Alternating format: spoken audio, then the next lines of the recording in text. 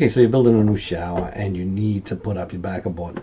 So if it's new construction and you've got new studs, you still want to make sure that you check them and make sure that they're all in plane, and that when you put your backer board, the backer board is going to be flat. Most of the time you're going to have to do something to get them to be in plane. Sometimes it'll be a bow, sometimes it'll be a belly. You need to correct it before you put your backer board up so you have a flat surface for your tile. A flat surface for your tile is going to make it a lot easier to install that tile. So there are several methods for rectifying bad studs. You can sister stud, you can plane it down, you can wet shim. There are also other methods which you can use, like foam shims. The walls don't necessarily have to be square. They should be if you can get them, but it's not the end of the world if they are not. However, you do want the walls to be flat to make sure that you get a good tile surface. In this particular shower, the knee wall was perfectly flat because it was a new wall. On the plumbing wall, I had to shave a little bit off a bolt stud, and on the back wall where they framed out the niche, they left a couple of studs protruding, so I had to shave off a little bit of that. I used a multi-tool. However, if you've got a plane handy, you can use a planer. Another option is wet shimming, like I said, so you can do that. There are multiple options, but you want to make sure that you get your walls flat so that the tile installation becomes much, much easier. So now your board of choice also makes a difference. For example, if you use a foam board like I'm using here, this is a Laticrete Hydroband board, you can wet shim. Wet shim becomes an option. If you're using a cement board, then that wet shimming option disappears, and then you're going to probably have to shim out the studs or use a planer or sister them up or do something like that, but you won't be able to wet shim. Make sure when you install the board that you use the appropriate kind of screw and the appropriate number of screws. If you're installing a cement board, make sure you use an alkali resistant screw. It has to be coated or galvanized, something that will not deteriorate with the cement board. Cement board will eat it away. Do not, in any case, for any installation in a wet area, use drywall screws. They are not any good for building showers. If you're using a foam board like I am in this case, then Laticrete has several options for waterproofing the seams in the corners and the screw holes. In this case, I'm using their sealant method, which is very quick, very easy, and produces no buildup like a banding would. There are other manufacturers that require banding. Schluter requires banding and patches over the screws. They're all excellent systems, so pick one, understand it, and then install it according to manufacturer's directions. The system I'm using here is going to be a bonded system, also known as a sealed system. There is another type of shower system which is called a water in, water out system, which uses a two-stage drain, or also known as a three-piece drain. That is a completely different system to what I'm using here. Just make sure you know the system you're using and install it correctly. The plumber screwed up here. When he put the mixing valves in, they were too far out, so he had to push them back. I just wanted to note that a shower has to be waterproof. If you're installing a cement backer board, make sure coat it with a liquid applied waterproofing membrane, or that you install a sheet membrane over it. The shower has to be waterproof. When you're done installing the board, the shower pan, and everything, you should be able to take a shower and not have a leak before any tile. The tile is an adornment. It is a dressing. It is only for aesthetics. So you make sure your shower is waterproof before you install any tile. Okay, so I got all the wire down and the top paper. I forgot to turn the camera on. Staple down the top paper. Staple down the wire lath. This is galvanized diamond wire lath. So as I mentioned, this is a bonded shower system, so that means that you use a bonding flange. That's what I have in my hand right now. I'm installing that to the drain. So I'm going to install that about an inch and a quarter above the subfloor. Then I am going to pitch the mud, so I have about a 1/4 inch per foot from the furthest point. So when the distance from the wall to the shower is less, then the slope to the drain is going to be a little bit steeper. In any case, you want all the water to go down the drain. You don't want any bird baths where you've got to dip in the mud. You don't want it sitting near the wall. You want all the water to be directed to the drain. So as I said, I'm going to be installing a mud bed here. This is the option that I like the most because it is the most versatile. It doesn't matter where the drain is. It doesn't matter if the floor is out of whack, out of level, as long as it is solid. And it doesn't matter what shape or size it is. A mud pan will fit anywhere. You also want to make sure when you put your bonding flange in that it is level in every direction so that water will flow down the drain. There are other options besides mud. There are foam pans that you can use. Schluter makes them, Weedy makes them, Laticrete makes them. But before you install a foam pan, you want to make sure that the subfloor is perfectly flat. There are also options where you can have them custom made to fit your shower. As I said, I prefer a mud bed, and because it fits every time, and you can shape it any way you want. So when you're installing a mud pan, in this case it's deck mud, you do not want to use concrete, you just want to use deck mud. Mapei makes one 4-to-1. It's a mixture of sand and cement. It's very basic. 4 parts sand to 1 part cement. If you want to mix your own, you can also do that. 4 parts sand, 4 or 5 parts sand to 1 part cement, and you can mix your own mud if you want. It's just easier to buy the pre-made stuff because usually you only need like 3 or 4 bags for a typical shower floor. So how do you go about building a mud pan? Well, it's actually not that difficult.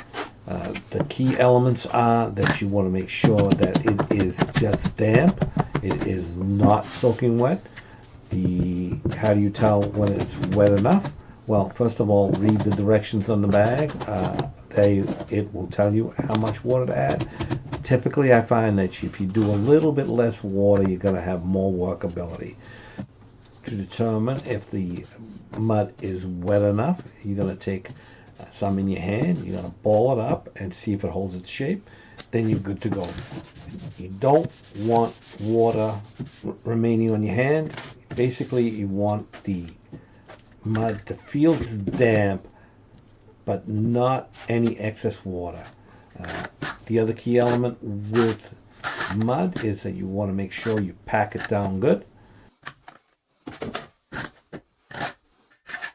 So if you mix the mud correctly with the right amount of water and you pack it down enough, you're not going to have a problem.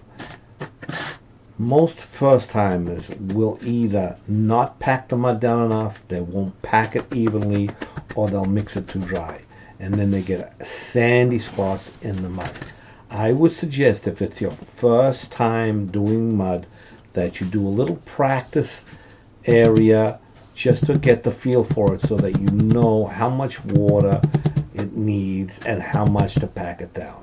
It's not very difficult to do, but it does take skill and patience.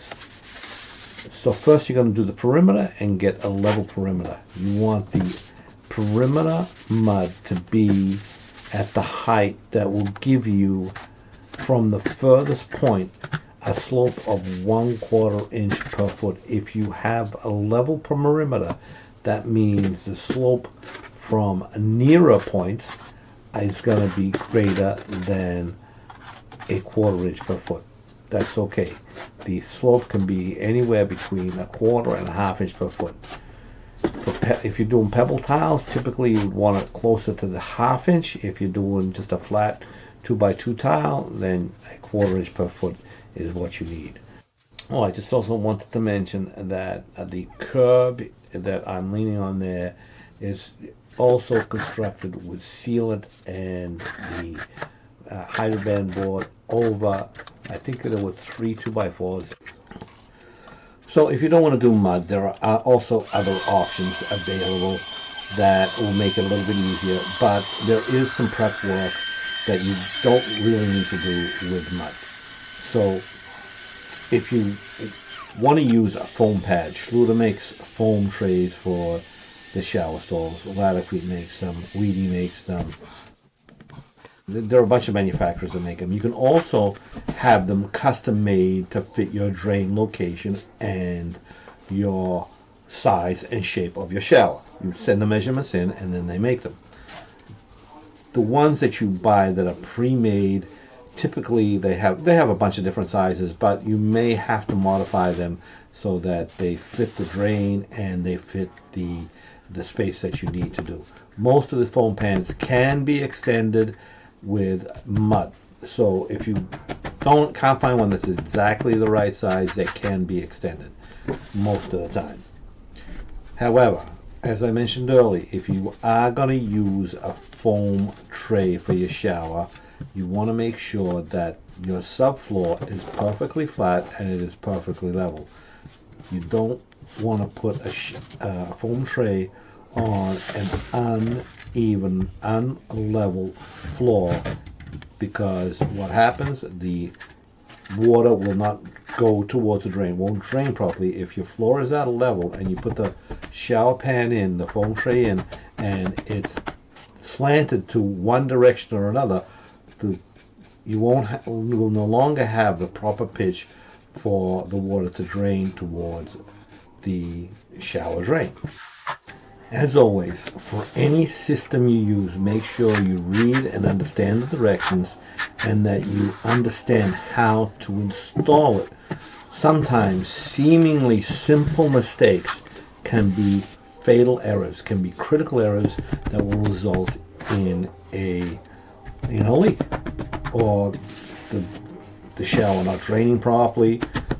So as far as tile size, shape, and kind of tile, a mud pan typically does not have many limitations at all. It's pretty much, if the tile is good for a shower, you can use it. Doesn't matter the size, doesn't matter the shape. Foam trays will have limitations. Not all of them, but some of them will have limitations. For example, Schluter, you can't use a tile smaller than 2 inches. Pebble tiles are not recommended usually for foam trays.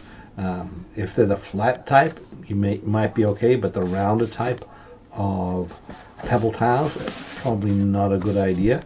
So just be aware that these certain products have limitations, and make sure you know what those limitations are before you install it, before you decide on a system. No matter what kind of shower pan you're using, you must integrate the waterproofing into the shower floor. For a bonding system, you must integrate that waterproofing so that the entire tile surface is completely waterproof. In a bonded system like this one here, the waterproofing of the entire shower is directly under the tile. If you are installing a water in, water out system, then that has a different dynamic. It works differently. You do not waterproof the shower floor because you have a vinyl liner underneath, and the water needs to percolate and go through the mud down to the vinyl liner and out the weep holes. I'll make another video about that at some point. A 2-inch foam is actually structural. You can build things with 1-inch, 2-inch foam. Here I'm actually going to be building a support for a corner seat. It's going to be a floating corner seat. So I am just simply going to attach it with some sealant. You don't need anything other than sealant to attach it to the wall. Once the sealant dries, it is very strong. The cleats that I'm putting on the wall and the screws are simply to hold everything in place while the sealant dries. They have no other purpose other than that. So as I said earlier, waterproofing is not optional. Waterproofing is critical so that the shower does not leak. If you get a leak into the wall cavity or into the curb or whatever, The damage that water can cause is enormous. Over time, it can cause a lot of damage. So you want to make sure that your shower is completely waterproof. If you decide that you want to use a cement board rather than a foam board, that's perfectly fine. You just want to make sure if you're using a bonded system, like I'm using here, that has the bonding flange, the cement board has to be waterproofed one way or another. You're either going to apply a liquid applied waterproofing membrane. The most popular seems to be custom red guard for DIYers. Professionals will usually tend to go to Laticrete Hydroban or Mapei Aqua Defense, Ardex 8+9. There are many different there are many different manufacturers that make very good waterproofing membranes. However, make sure you read the directions and understand how to apply it. Most people will get a roller, or they will get a paintbrush, and then they will just slap it on there and paint it on as if it's paint. It doesn't go applied like paint. You have to check the mill thickness of the red guard with a wet film gauge. So make sure you understand how to install it before you install it. Don't assume you just paint it on like paint. A better option, and as far as I'm concerned, is sheet membranes. If you don't want to use a foam board and you want to make sure everything is waterproof, sheet membranes are a better option in my opinion. The best option, as far as I'm concerned, is a foam board. Second best is sheet membranes, although if applied correctly, liquid applied waterproofing membranes are very good and do the job very well. So for this type of system, sealed system, the order of the banding and the sheet membrane on the shower floor makes no difference. It doesn't matter. A lot of people seem to insist that you need to put the sheet membrane down first and then put the banding on top because it needs to shed water. That is not the case. The shower system is waterproof. It is meant to hold water. It doesn't really matter what order you put the banding in. I like to put the banding in first and then put the sheet membrane on top so that I don't have to lean on the sheet membrane, which is freshly set, to install my banding. I always like to make sure that my sheet and my bandings are flat. There are no lumps and there are no humps, and there's no accumulation of thin set underneath that could cause a problem when installing tile. I know I'm going to get those people that say it does matter. It doesn't. The manufacturer says so, so that's all you need to know. So critical element to installing the banding and the sheet membrane is to use the correct size trowel and to make sure that everything that needs to be hydrated is hydrated. You don't want the thin set to be drying out too quickly. You don't want too much thin set, and you don't want too little thin set. Use the correct size trowel. It is always best to key the mortar into the substrate before you notch the thin set out. What does keying mean? It means that you use the flat side of the trowel to force the mortar into the pores of the substrate. Then you flip it over and you use the notch side to gauge out the mortar. A trowel is a gauge. It delivers the correct amount of mortar for the application.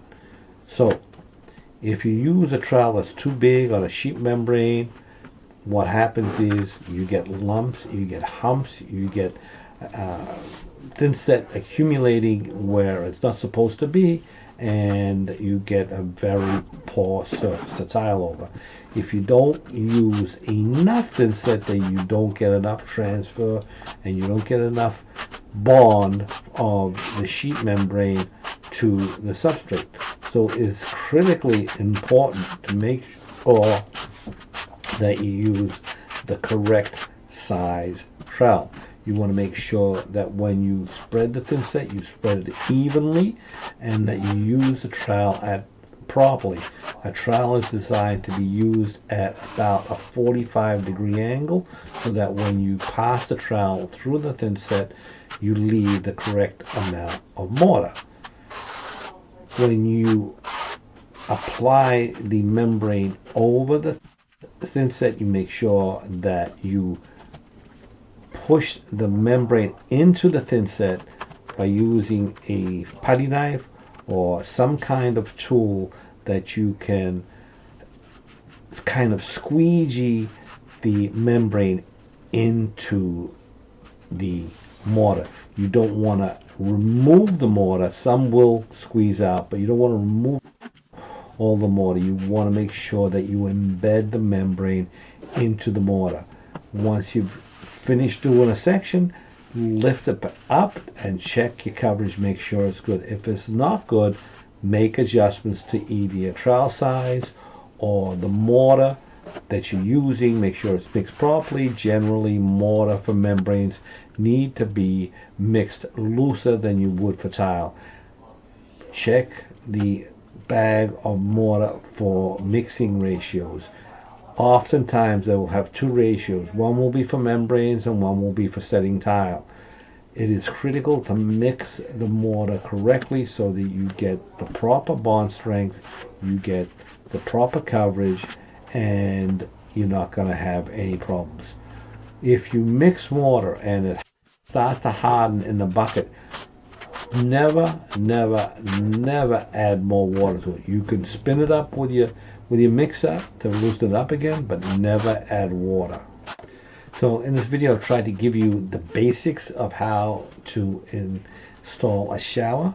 I hope it was helpful for you, and please give me a thumbs up, give me a like, subscribe if you're not already subscribed, and I really appreciate you watching my videos. I try to present everything in a way that can be understood, and most importantly, I try to tell everyone how to do things according to manufacturers' recommendation and TCNA guidelines. Thanks for watching.